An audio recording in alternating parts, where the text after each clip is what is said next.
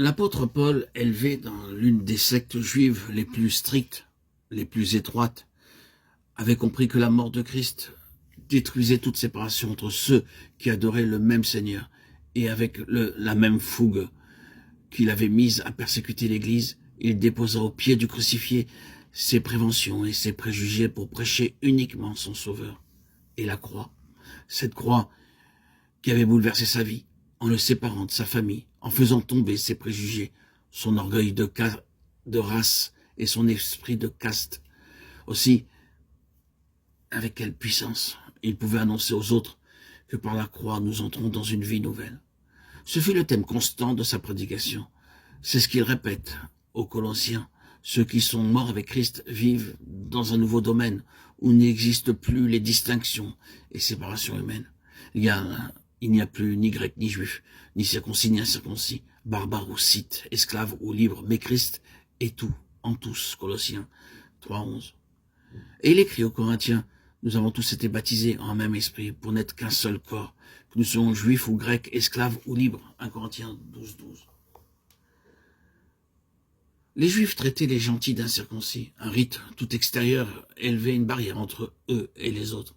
Sans doute, Dieu avait donné la circoncision et la loi, et il avait ordonné les sacrifices lévitiques. Mais le Christ était venu. Il avait parfaitement accompli toute la loi et s'était offert un sacrifice parfait, suffisant pour les péchés du monde. Par le sacrifice de soi-même, Christ avait aboli la cause de l'inimitié entre juifs et gentils, Éphésiens 2:15. Ses ordonnances mosaïques et lévitiques. Et il devenait notre paix.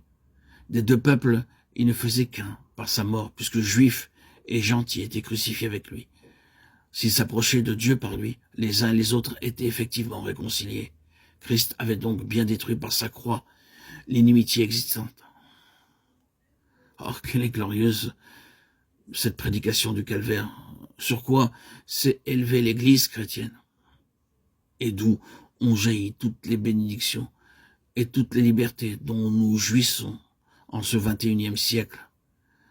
C'est grâce à cette prédication de la croix révélée à l'apôtre par le Christ lui-même et à laquelle il voit sa vie que nous, gentils, nous sommes devenus héritiers avec Christ, membres de son corps et participants de la gloire promise en Jésus-Christ par l'Évangile. Éphésiens 3:6. Pourquoi donc voyons-nous encore des barrières s'élever aujourd'hui dans l'Église de Dieu entre ceux qui adorent le même Sauveur? Christ est venu annoncer la paix. Éphésiens 2:17, écrit l'apôtre aux Éphésiens. Le Seigneur, ressuscité, portant encore en son corps les marques de son sacrifice, est mort pour rassembler toutes les races en un seul peuple, un seul corps. Il est venu lui-même nous annoncer la paix. Ah, qu'il daigne encore aujourd'hui se révéler à son peuple et dire à toutes les fractions, à tous les membres vivants de son Église, en leur montrant ses mains et son côté percé, la paix soit avec vous. Qu'aujourd'hui encore les barrières et les murs de séparation entre membres de son corps soient brisés et s'écroulent à cause de sa croix, au pied de sa croix.